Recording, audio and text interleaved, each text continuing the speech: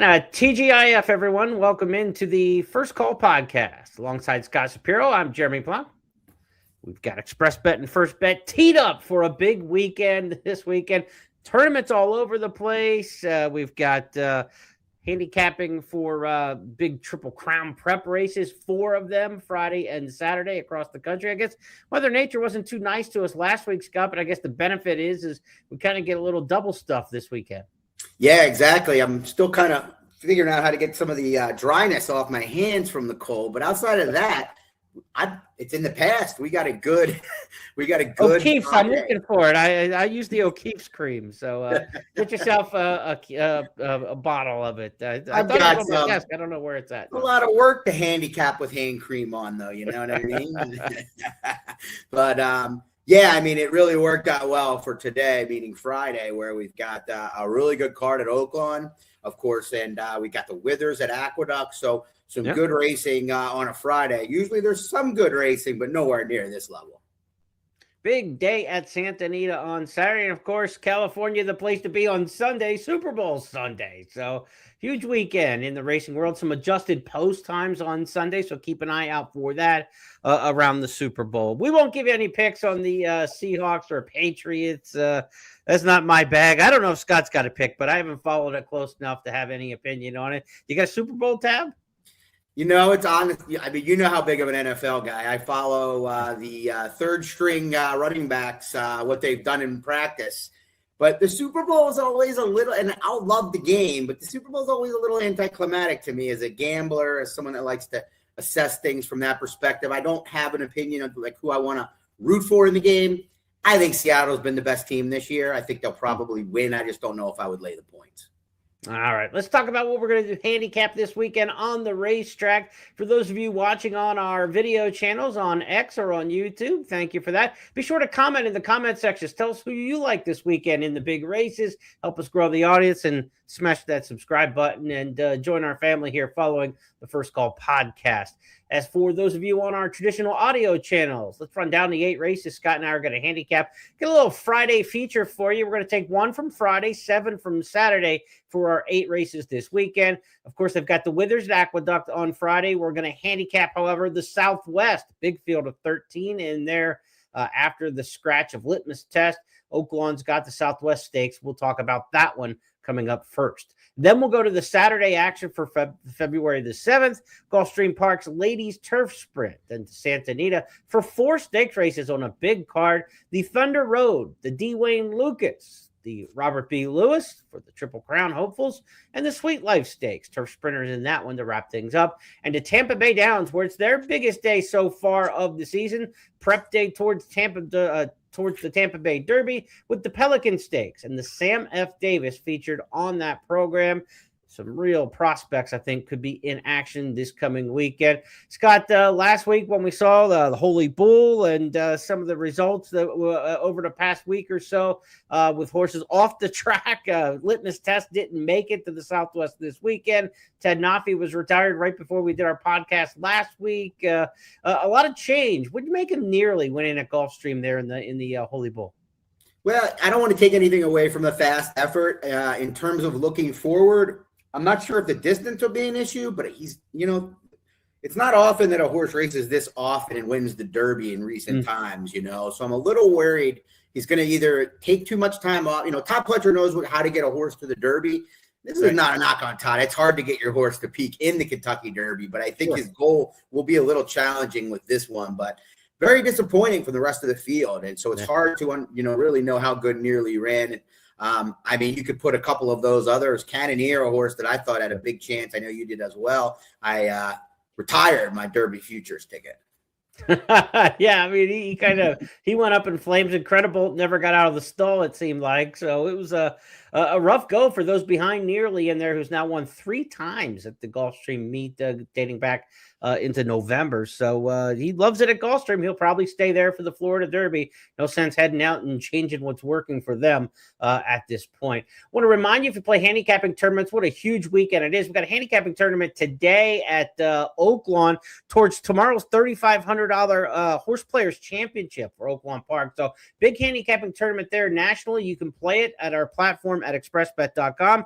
Also, tomorrow we've got a $1,500 NHC Super Qualifier. Those are the ones where you kind of got a high ratio based on the number of players who enter. So many tickets and berths for the National Horse Players Championship are on the line. So a super ratio qualifier, your best chance of making the NHC field playing in that one, $1,500 entry fee on Saturday.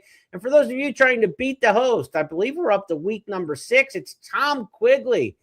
He likes to talk some trash. Maybe you can quiet him down this weekend. Tom Quigley, they beat the host this week. $2,000 in weekly prizes on the line. So take on Tom this weekend. It's the final 5 races on the card at Gulfstream Park. The first 5 races on the card at Santa Anita. He'll be the host this week. And not many people beat Brian Addo last week. There was a lot of chalk around the country. The scores were very low. Brian picked 5 winners in the 10 races, and I think 22 people beat him, which is a low number in here when we're talking about more than 750 registrants in the Beat the Host competition. So nice job by Brian last week. See what you can do at Quigs and try to qualify for that Beat the Host championship round. All right, let's talk Friday stakes races now. Kick things off. Oaklawn Park for the Southwest Stakes. It's race number 11 on the card again. We started with a field of 14. Number 5, Litmus Test, has scratched out of there. Post time for this one is 5:40 Eastern, so we've got a couple hours shelf life. Shap, let's put people on a winner. Yeah, I mean, this is a heck of a race. $1 million on a Friday afternoon, 5:40 Eastern. And I'm going to play this race as a meltdown, and that hopefully should lead to some good prices, because it appears to me that Decode and Butane will take the most money in here. As you mentioned, Litmus Test was listed as the 5-2 favorite. Whether that was stuck or not, I think it's pretty clear Decode and Butane will be the 2 favorites. But them, along with Reclamation, all drawn down towards the inside, not towards, on the inside, and all really seem to have no way to go but to the lead, or at least if I'm gambling on them at their likeliest odds to win, I want them to be sent from the lead. So I'm going to hope that some runners can come from off the pace. I don't want to steal your thunder with your angle. I know it's a good, it was definitely a strong one that I think people should look at. But I did land by eliminating a few horses along the way on number 4, Rancho Santa Fe. Right. Who I think we're going to take a look back at the Smarty Jones, and he was not in a position ever really to win that race. Now, he didn't run much, but he was very wide on a day where the inside was the place to be in Hot Springs. And I think it's a pretty forgivable effort. You move to the inside, you should get a more favorable flow, and you get a better rider in Flavian Pratt. So Brad Cox has not been hot of late. I've lost money on him in a couple of these Gulfstream races, but hopefully this one can fire his best shot. Rancho Santa Fe, one of 5 horses coming out of the Smarty Jones Stakes, all rematched in this one, including Strategic Risk, who was fast on the back end of that race. Let's go back to the Smarty Jones and take it gate to wire and give you a chance to fully look at this race, do a little trip handicapping looking back at it, because anytime you've got 5 contenders coming out of the same race, video study to me becomes very, very important. Let's go to the Smarty Jones gate to wire. Matt Dinnerman on the mic. They're off. Clean break for everybody.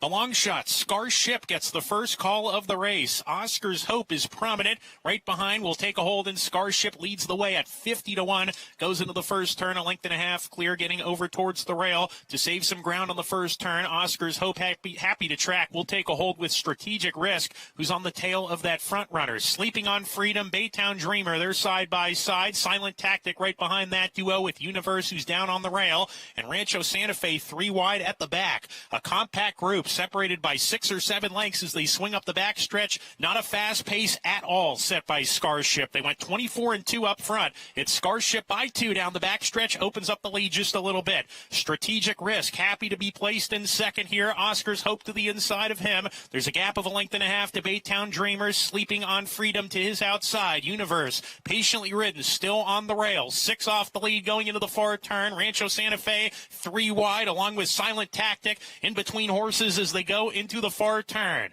Scarship turns it into a 3-furlong sprint with a half at 49-3. Still on top of length. Now it's a half length. Here comes Strategic Risk on the outside. Strategic Risk on the throat latch of Scarship as they round the far turn. Sleeping on Freedom is sent hard third, and he's a length and a half behind the top pair who are right together. Oscar's Hope is given way with Baytown Dreamer. Rancho Santa Fe not picking up his feet. Universe is dead last as they come down the lane, and Strategic Risk just pounced on the early leader and kicks away. Strategic Risk by 4 hitting the 16th pole. Silent Tactic coming on late, and Baytown Dreamer at 84-1 is third. It's Strategic Risk in the Smarty Jones. He won for fun. Second home, Silent Tactic. It's a 1-2 finish for John Oxley and Mark Cassie. Baytown Dreamer checked in third.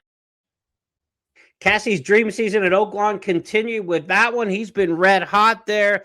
Scott, this is going to be a different looking pace in that race, obviously, right? Very slow fractions in that one, which allowed for that unbelievable finish. I mean, he came home in 24, low 6 for the final 16th of a mile. I mean, he absolutely flew home. Second straight time for Strategic Risk going around 2 turns, and he's gotten a brisk late pace figure of 105 and 106. So you got 105 in the race in the Florida Sire Stakes in the In Reality, then a 106 here. Some of that obviously aided by a slow pace and having that ability to finish up. How much comes off the fastball with a faster pace really tells the tale with Strategic Risk and how he'll run back in this one. Well, it sure does, but I am going to throw your angle out there now since I've given you a chance to, because I think it's important. And I mean, it makes sense. I looked at it too, but you just brought it to the attention first. Remember, they've been off racing at Oaklawn now. They were off scheduled, and then they had another week off because of the weather, and that got in the way of horses' training regimens. Right. So maybe an angle to look at in this race, maybe all in on, maybe just to use as a separator if you're between horses that were able to leave Oaklawn and train, and there are a good deal of them. You've got Butane, of course, coming in from California, who never had to skip a beat. You've got Rancho Santa Fe, who was able to sneak off to Fairgrounds, and that was why I bumped him up a little bit over one or two others. You got Liberty National as well for Kenny McPeak.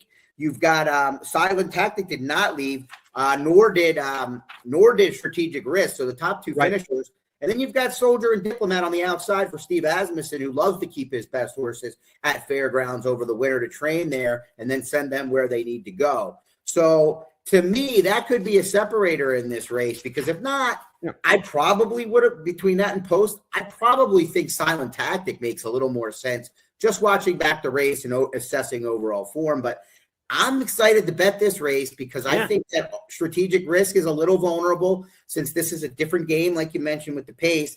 I'm going to build around the 11 and the 4 in the tries, and because of their prices, I can spend a little. I can use my budget to put them in different slots instead of maybe trying to use it all on them on top because they're 15 and 20-1 on the morning line. Yeah, 10-1 in the morning line is Liberty National. These morning lines are all going to, are kind of out the window with a 5-2 shot gone. That's 28 points off the line right there in litmus test scratching. But Liberty National 10-1 in the morning line. If he goes somewhere in that 7-8-1 range, probably a fair price. He's coming off a second in the gun runner. I think the race sets up for a closer. He's a late running type. You got a big number off the pace at Churchill when he broke his maiden. Again, that was a slower pace, but finished up strong. The horses in the gun runner didn't come back and run particularly well in the Lecomte. Third place finish in there for the winner. Chip Hondo for Steve Asmussen coming back was the best of all the horses who came back from the gun runner to the Lecomte. So I'm a little bit disappointed in that, but I think the Lecomte winner is pretty nice. And for Liberty National in this particular spot, I think this field is going to set up nice pace-wise. McPeak and Hernandez a couple years ago came through here with Mystic Dan, of course, en route to winning the Kentucky Derby. And I think he gets the right pace set up, and he's a horse who has that uninterrupted training, like you mentioned. We're talking about a horse who's been at Fairgrounds all winter, firing bullets. I mean, you look at him, he's worked January 3rd, January 10th, January 27th, or January 17th, January 23rd, every 6-7 days, right up on cue where he wanted to be for this particular spot. I like Liberty National in here to pull a minor upset. Again, I think that freshness makes a difference. And the fitness, I should say, over the horses who have just been walking the shed row. The track did reopen for some training earlier this week, but again, they missed about a full week of training. So all the horses were able to do were walk around the shed row. Sometimes a trainer will put them under tack to do that, to carry a little more weight to walk around. But other than just kind of for the peace of mind of getting them out of the stall a little bit, there's not a lot that can be gained by that. So these horses kind of come off with a little bit of deficiency in their fitness at Oaklawn. It's been that way historically over the years when they come back from these cancellations and track being frozen and they can't train over it. And we saw yesterday and Thursday in the 5th Season Stakes, which is the first stakes race back this week and a loaded week at Oaklawn in terms of stakes races. The Dallas Stewart horse coming in from Fairgrounds didn't have the greatest form, but He was more fit than the others, and I think he was fourth choice or third choice in a 5-horse field. Came in, paid $11, and pulled a minor upset in there as the big favorite for Moquette. Was odds on, but hadn't been able to train over the track and was really flat and didn't do anything in the 5th season. So, not saying it's the absolute way you need to lean in this particular spot, but I think if you like the horses coming out of the Smarty Jones that stayed at Oaklawn, you better get a little bit more price than you were thinking of going into it. Make that value, what drives you back to those horses. Otherwise, I'll try to beat them. Even though I like Strategic Risk quite a bit as a Derby prospect, I think he's a really legitimate 3-year-old for Cassie. I'll try to beat him this week. Understandable. And Liberty National was really good to me on November 29th at Churchill. The old McPeak second start angle, sprinter route, got that lesson first time. Really ran well. I mean, didn't get a setup and wasn't on the pace that day and finished well. And he came back a little quick in that gun runner and still fired a little, well. Now he gets full rest. So he's going to be a use for me as well, given the way I hope this race shapes up. That is a look at today, Friday, Southwest Stakes at Oaklawn. As we do our pod live here to tape, we do not have the scratches and changes for the full card yet today. So if any of the horses we're talking about, we referenced, happened to scratch in here, be sure to consult the late scratches and changes, what I'm saying here. We did not have the benefit of those going into taping the podcast here for Friday. To Saturday we go now, and let's talk about our traditional Saturday handicapping lineup. 7 races for you, starting with Gulfstream Park and race number 10. It's the ladies turf sprint, 5/8 of a mile, a field of 8. And Scott, I know we got to get to the bottom of the program to get your pick in this one. We do. I think the outside 3 are going to play the major factor early, and probably one of the winners. The winner will come from one of those. You got Twirling Queen, Moonspun, and then my pick, Cart Girl Sam. And I'm hopeful Moonspun, let's be clear, is the clear one to beat. And here, Brian Lynch firing on all cylinders. I thought maybe he was cooling off. False. I got a couple of lessons on that over the course of the last couple of Saturdays, but at Gulfstream. But that one's third off the lab. I'm just hopeful that Twirling Queen inside of her can put a little pressure, not a little, a lot of pressure. They go her quick early, and Cart Girl Sam should be able to cruise right into that perfect stalking spot from the outside. I thought ran well in the Panzeretta last time out to Big Trouble. That was a 12-horse field at Fairgrounds. I think overall this one's kept really good company, and she's proven herself in the one start at Gulfstream and elsewhere. So I think Cart Girl Sam's in with a pretty decent chance here if Moonspun is beatable. Let's go back to New Orleans. Take a look at that race in November. John Dooley on the mic. She's trying to outrun a good one in Big Trouble. Here is Cart Girl Sam. Sassy Strutter and Cupid's Crush. The purple cap is coming up with a bit on the far outside. These fillies mares have straightened away. Cart Girl Sam is with the rail, and right there looking for a gap. Serving Time got caught in tight quarters. Sassy Strutter, Accomplished Girl battles. The battle joined by Big Trouble with to the inside Serving Time as they come down toward the final half along with Declan Cannon. It's Big Trouble who went to the top. Big Trouble is slipping away from them in the Panzeretta. Big Trouble pulled away to win by 3.5 from Cart Girl Sam. Third is close between Gavea with Cart Girl Sam will be Scott's top pick in the Gulfstream Park Ladies Turf Sprint. That's race number 10 on the card. Be part of the final races on the program that make up that Sunset Pick 6. Final 3 on the card at Gulfstream. Final 3 on the card at Santa Anita. If you like playing that Sunset Pick 6, forgot to mention at the top of the show, Friday, Sunset Pick 6. You got a little bit of time to get down on that today. As a carryover, more than $50,000. And there's also a Pick 6 carryover at Santa Anita today, over $50,000. Scott's got a handicapping for you on the website of the Santa Anita Pick 6 for Friday. Frank Caruli's got you covered for Friday's carryover Sunset Pick 6 analysis. So be sure to check all of that out. Speaking of Santa Anita, that's where we're going to go next for Saturday's Stakes Quartet that we will handicap beginning in race number 5. It's the Thunder Road Stakes. Scott, I'm trying to figure out who Thunder Road is that this race was named for. There have been 10 different Thunder Roads I could find. All of them stank. There was a quarter horse, one from Japan, one from New Zealand, one from Argentina, one from Ireland. None of them could run a lick, so I have no idea if this horse is named for the song for Bruce Springsteen. That's what I was going to guess. If it's Robert Mitchum's movie from the 1950s, I have no idea. But I know this: they started running the Thunder Road in 2004, and its very first winner was a Breeders' Cup Mile winner in Singletary later that year. I don't know if we've got a Breeders' Cup winner in this race, but hopefully you've got the winner that can cash us a ticket on Saturday. Well, I'm going to go out on a limb and say that picking, and this is no creative selection, the best chance in this race to win the Breeders' Cup Mile as well as this race. And that's number one, Gas Me Up, who I didn't like much at all last time. I thought it was a kind of a prep to kind of get back into things, to set him up for a two-turn race, which I think is what he's bred for. He's running both distances, but man, good setup. But this horse was shot out of a cannon, 99 late pace, hadn't run over that hillside turf course before, had run over the Woodbine. So maybe he's better at that kind of elongated one-turn sprint, but he's run well at a mile. And I just think he's in really good form here. And I think he meets a group that he should certainly handle with a mid-pack trip or a little bit further off it under Mirko Demura, who I've looked back today. I don't know how many other riders there are, but he's one of them that has a positive ROI on the turf dating back to since he's gotten here, 155 starts. So well positive. He's a good turf rider. He'll have to beat El Potente, the defending champ in this race, but you mentioned that good recent form. El Potente has lost both starts since winning this race a year ago. That win, though, that we want to take a look at from Gas Me Up, cue the cannon, as Scott said. Joe, yellow card is on the inside. Out in the center of the course comes Gas Me Up. There's 1 furlong to go. Flyover yet to get by Schwarzmeyer. And now from the back, here's Sumter and Gas Me Up. Both flying home, and they're head and head coming for the wire. Sumter and Flavian Pratt. Gas Me Up on the outside, and Mirko Demuro. Gas Me Up from last to first. A stylish win in the Joe Hernandez. Sumter was second. Gas Me Up, top choice for Scott in race number 5. That's the Thunder Road. If you're looking for a rolling daily double, maybe into the 6th race, we've got more stakes action for you Saturday at the Great Race Place.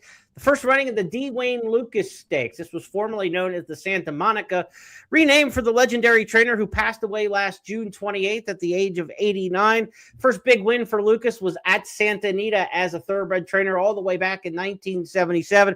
And, of course, most notably for Lucas, I think, in his career at Santa Anita, the 1988 Santa Anita Derby, when Winning Colors beat the boys and ended up sharing the Sports Illustrated cover with Michael Jordan the following week. So Lucas had a great history at Santa Anita. Appropriately enough, the Lucas Stakes got a Breeders' Cup champion in the field, Scott, in Splendora. Lucas won 20 Breeders' Cup races. Splendora last year made her name known as a Breeders' Cup champion as well for Bob Baffert. Without question. I mean, I wanted to be creative in this race because there's another filly in here that I really like, and that's Me and Molly McGee, who I'm surprised is back. I was worried. I bet her in the test stakes at 18-1, and she had to be, taken off the course. But she's back, and she's been running, training well. I just don't know if she's good enough to beat Splendora. This feels like this is not coming back quick enough where I'd say, this is an afterthought. This is the starting point for her 5-year-old campaign. Maybe she'll be a little short, although Bafferts normally aren't. But, man, she's pretty legit. I guess the one knock you could have on her is she's finished second 4 of her 6 starts at Santa Anita with just 1 win. Yeah, Splendora last time out won at Del Mar, of course, looking so good in the morning, training up to that race.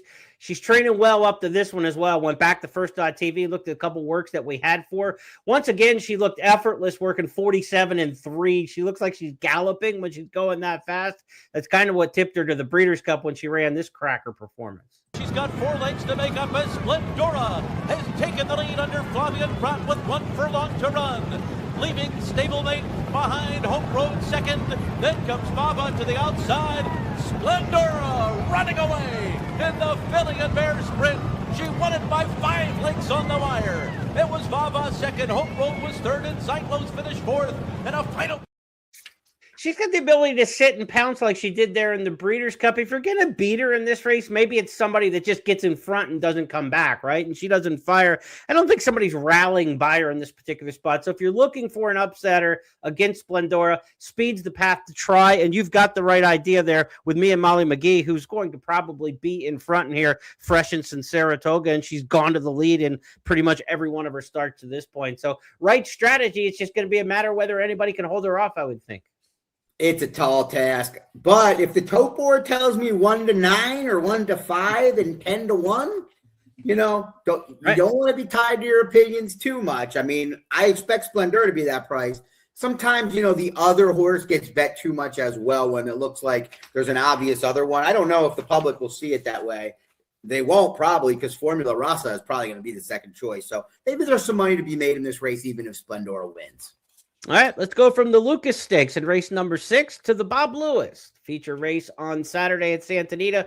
First really big prep for the Triple Crown Series at Santa Anita this year. No sham stakes anymore at the beginning of the campaign, so this is our first two-turn test. We did see the San Vicente already this year with So Happy winning. Probably a sprinter for Mark Glatt, but might get a chance to stretch out. That was 7/8 of a mile. None of the San Vicente runners are going the two-turn mile here in the Bob Lewis, so it's kind of a return of the two-year-olds, if you will. Top 3 finishers from last year's race at Santa Anita, the Grade 1 prep for the Breeders' Cup, the American Pharoah Stakes. They're all back in here. Intrepido, Plutarch, Desert Gate, they're back. And really, they weren't separated by all that much in the American Pharoah. 3/4 of a length on the wire. I thought back that day, Intrepido had the rough trip of the group and proved best that day.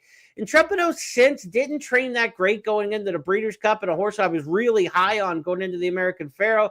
So I kind of got a little cold on him for the Breeders' Cup and tepid. I've tried to watch his works for the winter coming back here that they have at First.tv, and for everyone I like, I have another one where I'm like, so I'm not 100% sure where he's at. He's a very difficult read. He's not working bad, but he's not working tremendously, but he's shown some glimpses in the morning here and there. I don't know which Intrepido shows up here, Scott. I think he's a pretty nice horse, but I'm not certain. Yeah, I'm a little worried we might have seen the best of him that day because he was very good. He won despite the trip that day. And it wasn't Hector Barrios' fault. It was just one of those deals where you get caught inside giving a ride. Yeah. But depending on how much he gets bet, I don't know. Desert Gate's going to take a lot of money, I'm sure. He's training very well. I think Desert Gate's going to be close to odds on. I think he's going to get hammered. But even having lost to Intrepido last time out? Yeah, he's the Baffert. He's really working strongly. He was working head-to-head with Baffert's horse Litmus Test. Outworked him so badly that they didn't even put Litmus Test on a plane to go to Oaklawn. I think Desert Gate's going to take a ton of money in here. I'm not saying he's a runaway winner of the race, but I think he's going to get hammered. Well, I think those are the two that are going to take the most money, and I think you're right. It'll probably be even money, 3-1, 7-2-ish. I'm going to try another one of the Bafferts, not Plutarch, who should be very, very good on the dirt based on the pedigree, but has not been thus far. It's probably been better on the turf, other than the third place finish in the Pharoah. It was pretty good, but Cherokee Nation might be a little sneaky in here. The maiden, not the only maiden I'm going to pick on this program today, but the more creative one, and 1.15 million. Underwhelming debut, but lost to Boyd. And you know how it goes when several Bafferts are in there and, one are ridden for certain ones are ridden for speed. I'm not going to hold that against them. Then comes back, first time 2 turns and runs a good second to Mr. AP, who came back and ran well. And Bob thinks enough of him. He doesn't send horses to Kentucky for the Kentucky Jockey Club often. Right. Maybe it wasn't a sign, but to me, maybe that's a bullish sign. 1.15 million, sending him off there. He didn't run that well. But then he comes back, and we're going to take a look at it next. It's pretty unarguable that he was clearly best in his maiden effort off the layoff last time and just got unlucky with the start. Can he get overlooked in the wagering and win? I'm hopeful. He's going to get overlooked in the wagering, I think, under Frezou. So I think you've got the right price. Let's give the fans a chance to see that trouble with the start last time. And then the finish, as Robusta held on to win by a half length, but certainly Cherokee Nation was running fastest of all to and through the wire. And they're a very awkward start for Cherokee Nation at the back of the field. Robusta began very smoothly with a 2-length lead. Easy Company trying to bridge the gap in second. On the extreme outside, Cherokee Nation still about 6 lengths off Robusta, who's in the final furlong and in front by 2 over Easy Company. Robusta holding on. Easy Company trying hard. The other 3 lined up. 3 in a row for Doug O'Neill. Robusta all the way. Cherokee Nation found his best stride and closed stoutly to complete the exacta. Bob Baffert's won this race 13 times, the Bob Lewis, and I think it's 8 in a row. The last horse to win the Bob Lewis that wasn't a Bob Baffert trainee Lombo for Michael Pender way back when. I was think it there. was like 2013 or something. I mean, it's been a long time since it hasn't been Baffert in the winner's circle for this race. No doubt about it. So, but you know what? I remember a man short time ago, in fact, for the American Pharaoh going up against the similar odds. He found a way to get Intrepido home. So perhaps maybe it's going to be an upset. It's going to have to be Intrepido, in my opinion. I don't think it's going to be Briggs Army Power, Robusta, or Secured Freedom. Yeah, I've got it 1-4-3. I do have Desert Gate winning. I think he's the more now horse right now, the way he's training versus Intrepido, where I'm not quite sure where he's at. Other thing about Intrepido I want to mention in this race, because of the allowance conditions of this stakes race, he's got a 2-turn stakes win, which makes him carry 124. The other horses haven't won a stakes around 2 turns. They get in 4 pounds less. So a 4-pound weight break, he's got to give 4 to the entire field in here. And I don't know if he's got an advantage over him to start with. So then he's got to give 4. I took 1-4-3 the way I've got it in the Bob Lewis. Understandable. I Desert Gate's the one to beat. I just don't think he's the one to bet. That I would agree with there. I think he's going to be a very short price. To the Sweet Life Stakes we go. Race number 9 on the card. Look, if you've got a short price there in the Lewis and race number 8, and you don't think the exactors are going to return much in a shorter field size, look to the daily doubles, because the Sweet Life Stakes in race number 9 has a field of 12. Let the math work for you. The losing tickets pay the winners in this game. That's how parimutuel wagering works. So use that field size in race number 9. If you're gambling on the 8th in the Bob Lewis, look heavily to the daily doubles races 8 to race 9. Sweet Life Stakes race number 9. Sweet Life was a pretty nice mare in her own right. She was grade 1 place, but as a brood mare is why she's got a race name for 2-time producer of Breeders' Cup champions, Sweet Catamine, who won a Breeders' Cup Juvenile Fillies, and Life is Sweet, who won a Breeders' Cup Distaff. One of the rare mares in history to produce 2 different Breeders' Cup winners. That is Sweet Life. They're running this race at 6.5 down the hill on the turf. And again, a field of 12 entered in race number 9. Scott, which one do you like? Well, the interesting part about this race is the 3 favorites, or 2 of the 2 morning line favorites and another one of the co-third choices, all have never raced on the turf. So to me, yeah, you could look at pedigree, and make a case for why Mo Haven for Sadler, who's been cold, might move forward, or Hamika for Baffert, who's I think seen better days, or light one up for Doug O'Neill. I'm going to try to beat all 3 of them. I'm not into that. I don't know how the wagering will play out, but hopefully there's enough pace, because I really do like number 1, Hypergamy, to run a big one here on the cutback. She hasn't been one turn since her debut effort, when she ran a good second, just going 5 furlongs at Del Mar. And she cuts back now after making a solid middle move into a modest tempo in terms of, they went very slow in the second quarter there, and she was making a middle move under Jaramillo, who sensed the pace, I guess. She evened out late in the 1 mile race. Jaramillo can get her into the race and not have her too far out of it early on the cutback. I think she can outfinish this group at a good price. She's 10-1 on the line. Doesn't hurt for a rider to get that second ride with a horse, kind of get to know him a little bit, because she was a little rough changing leads at the end here, what you're going to see. And maybe he'll kind of put that in the old mental Rolodex on how he tries to get her to finish up in the stretch this time. Hypergamy, she rallied towards the front, ended up 4th in the Blue Northern Stakes, going a mile last time. Keep an eye on her rallying on the outside in our replay. Right by her. Hypergamy is cut loose and making her move. Peanut Butter Bomb is just behind these rivals. Lots of changes throughout this race. There's 1 furlong to go. Hypergamy takes off on the outside of Wild Like the West. Total Bell hanging tough. Down on the inside, a nice run from La Vie Lumiere, who saved every inch of ground, and La Vie Lumiere's coming with each and every stride. La Vie Lumiere, beautifully handled by Flavien Prat in a narrow decision, taking the Blue Northern. Way she kind of came in when they tried to change leads there. I wouldn't be surprised with the rail if Jaramillo just doesn't stay inside. You try to cut that corner coming down the downhill turf sprint like that, and see if she can't kind of get a little bit of re-break there at the top of the stretch, crossing over the dirt. I think the inside might actually be a very favorable post position after watching that replay and the way she was running kind of there, a little choppy towards the the lead switch there at the 16th pole. Interesting pick, Scott. 10-1 in the morning line. I like this one. Yeah, I think so. My one concern, I'm looking at it. Maybe with Jaramillo, she won't even be that far out of it. But that's my biggest concern in the race, is that there's just not a big setup for her. But otherwise, I love the cutback. I love the, in general down the hill, and I like it for this horse. So that's generally a good combo, and you can get a good price. All right, that's the action on Saturday at Santa Anita. 2 million point late pick 4 hit and split on Saturday at Santa Anita. When you bet with First Bet and Express Bet, 2 million first rewards points on the line. So be sure to play that late pick 4 on Saturday at the Great Race Place. And of course, those first 5 races on the card Saturday at Santa Anita are part of the Express Bet Beat the Host handicapping tournament. Last 5 at Gulfstream, first 5 at Santa Anita every Saturday. Make up the 10 handicapping contest races and Beat the Host. Week 6 of 9 coming up next. Tom Quigley is your target. Take him down to win the Express Bet Beat the Host. All right, let's go to Tampa Bay Downs for a couple stakes races on Saturday. First up, the Pelican Stakes. We'll follow things up with the Sam F. Davis with the Triple Crown hopefuls in action in that one. 6 furlong sprint, the Pelican. I made this the Express Bet race of the week. You got a good, decent field size in here of 9. And I don't think there's any complete standouts in here. Silver Slugger's done so well over the track at Tampa Bay Downs.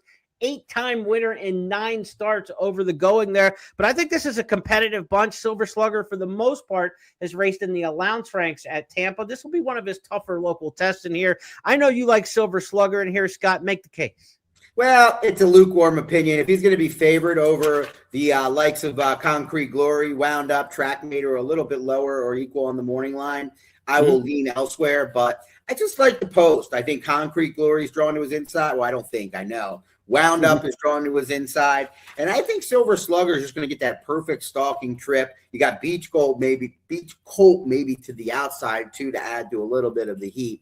So I'm going to take the horse that I know likes this surface, likes to win races. But, again, I wouldn't take anything under the morning line price.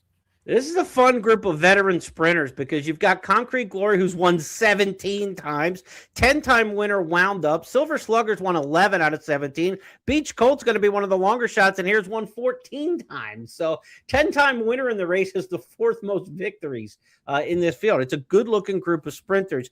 I took my shot in here. I've taken 2 chances to beat the favorite in this particular spot. I think the 8 and the 5 are the keys. The 8, Chrome Ghost, training very well for this one. Last time out was an easy pace and able to finish up strong, but this horse has been able to sit in previous races, and I like that pace versatility. If they go slow, able to be up into the mix, but in races where there's been a fast pace, which there will be in this one, she's been able to sit and finish up pretty nicely. A 7 furlong sprint win with a 95 brisk late pace figure back in January of last year. Looking for kind of a flashback to that same kind of style, that same kind of quality finish.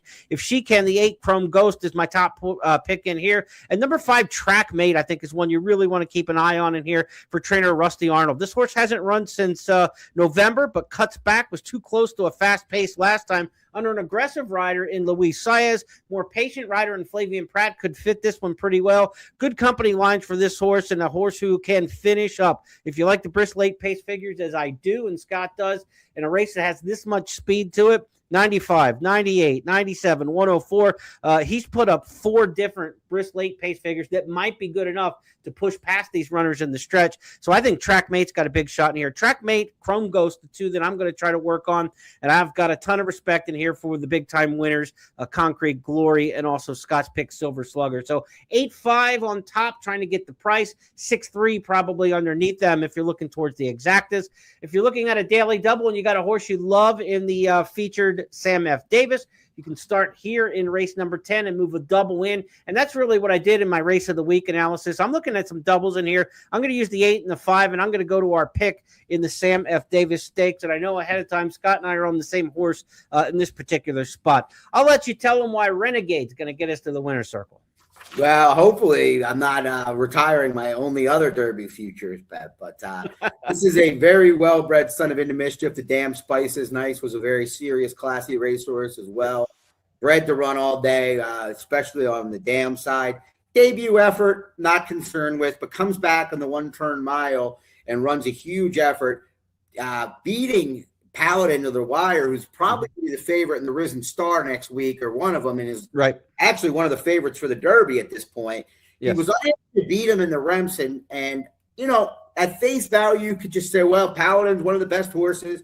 Renegade's run well against him. He's not facing Paladin here. He should have a big shot. But when you add to the mix the fact that he was not coming into that race, in my opinion, absolutely fit. He had not trained. I mean, you could see No. there's a couple weeks off leading into the Remsen, and he still ran well. Kind of the same point we were making with the not the Smarty Jones, but the Southwest later today. Yep. So I think Renegade should be ready for his best. I think he's a legit Derby contender. Todd's hoping so as well. Now that he lost Ted Nafi, he has neither. But I'm hopeful Irad shows how good I really think this colt is. $250,000 race. They're bypassing a maiden easy purse probably for him. They could have went back to the maiden rank. So I think that's a good sign. I don't think they're forcing the hand. Look, this horse won a maiden special weight. He just got DQ'd for questionable interference where he and Paladin were both kind of going at it late in the going in that mile race back at Aqueduct. I agree with you. When they rematched in the Remsen Stakes, he ran better than expected in my estimation because I didn't know about his fitness for that particular race, especially a Remsen that was run at 9 furlongs, where fitness was certainly underscored with 2 lines. So let's go back and take a look at the stretch run with Renegade and Paladin in the Remsen. To go. Balboa and Day One starter are still there. Renegade and Paladin, they hook up again on the grandstand side. It's Balboa who's in front. Paladin and Renegade battling on in between horses, and the boys are at it again. It's Paladin and Renegade. They've got a 16th left to go. Paladin to the outside edge is clear. Paladin will win the Grade 2 Remsen. Paladin wins it over Renegade. Balboa finished third, and courting in 1 minute 50 and 4. Not the most brilliant stretch run in there, but you don't expect it for 2-year-olds in November going 9 furlongs. And again, I just think this horse is going to be so much sharper. He'll need to be at a mile and a 16th, but there will be pace in here to set the table. Renegade's going to be coming from off of it, but down on the inside, you got the stretch out sprinter Confessional for Brad Cox. He's certainly got gas. Puma's coming out of a sprint race, and he's another maiden. I think the 2 favorites in this race are going to be the maidens. I think Puma's going to be second choice behind Renegade as the favorite in here. Puma's got plenty of speed. He comes out of that fast race where Chief Wallaby was able to catch him, but he's got 45 and change speed to make the front. He's drawn to the inside under a speed jock and Javier Castellano. You expect him to go for the front in this particular spot. And on the outside, you've got the extremes, inside and outside. Dr. Kapoor's got a lot of speed in here for trainer Safi Joseph, and Samuel Marin will ride. And you look at a horse like this where he looks behind the 8 ball in training. He's only had a couple workouts. He's very fresh. I think he'll run for a while. Dr. Kapoor impressed the pace, but probably maybe next time, the time you want to catch that horse. I look at this race as one that's going to have plenty of tempo to it for a mile and a 16. Yeah, that was what made it that much clearer that I wanted to not get overly creative in here. I think you're right. I think the Puma will take a lot of money, was favored against Chief Wallaby, who won that race, and ends up now being one of the horses a lot of people are looking to come the first Saturday in May. So I'm hopeful they go at it as well. I want to see the real Renegade because, I need him to run well. And if Confessional runs well here, you're going to move that nearly victory last time out, last week in the Holy Bull Stakes up even farther. Nearly beat Confessional by 5 lengths in their allowance match up at Gulfstream back on January 2nd. So if Confessional turns out to be a good one, you're going to say, wow, how good is Nearly? Because he dusted this horse by 5 lengths last time, came back out of that race, and has already won the Holy Bull. We won't know about Nearly till he leaves Gulfstream, right? He's always going to be one of those horses. We know he's good at Gulfstream, but where when he goes somewhere else will he be the same? But certainly if you're a fan of Nearly, last week's Holy Bull winner, you're looking at Confessional to run a good race in here. Yeah, without question. Now, some things can change, and the horse, got beat 5 lengths by him, and it was a sprint, but he got beat by 5 lengths by him handily, like for fun, and Nearly did not have a great trip that day. It wasn't as if so Confessional had every reason to run well. So I agree with you to an extent. It'll be interesting to see if a Brad Cox runner can, one of these 3-year-olds can fire, because he had a couple of big disappointments last. Well, he had the biggest one was with he's had disappointments the last 2 weeks in Florida. Couple in the Pegasus, one in the Holy Bull. Yeah, exactly. I mean, the Holy Bull performance by Cannoneer, one that just kind of empty was the word at the top of the stretch. In that one, we'll see how Confessional does on the stretch out. That's going to wrap up our handicapping. Sam F. Davis Stakes is part of that $10 money back special that you get with all the Kentucky Derby preps, all the points preps between now and April. When you bet with First Bet and Express Bet, get up to $10 back in your account in wagering credits if your win bet in one of these Derby preps finishes second or third. So you got a little backup insurance for you in the Sam F. Davis. Whether you want to take a long shot, whether you want to take a favorite and figure you'll get something back, even if they happen to run second or third. However your strategy maps out for the money back special, be sure to circle those races. Today on Friday, the Southwest and the Withers, both races eligible for the money back special. Then on Saturday, the Bob Lewis at Santa Anita, and this race we just talked about, the Sam F. Davis, also eligible. So chance to get $40 back in those 4 races, but hopefully you're hitting winners in those, Scott, and not needing the money back specials. That's right. I like money back specials, but I like being rewarded for winning first and foremost. So register for that insurance, but try to pick winners, not underneath finishers. And yeah, I'm excited for this weekend. I'm actually, it's Friday morning. Normally, I'm very excited wagering wise to think about Saturday. Probably make some wagers on Friday. I'm really excited to bet a couple of things on Friday later today. The Southwest Stakes, I'm going to bet individually, try to get those horses into the number that I like at prices with the setup. And then I'm also going to get involved in the $2 pick 6 carryover at Santa Anita Park, as you mentioned, that I have a blog up already for that. Sunset 6, Coast to Coast pick 5, carryover pick 6 at Santa Anita. A lot cooking on a Friday that also happens to have 2 Kentucky Derby prep races. It's a good Friday. Hopefully you enjoyed the show, and we'll see you again next week. Have a great weekend, everybody. Good luck.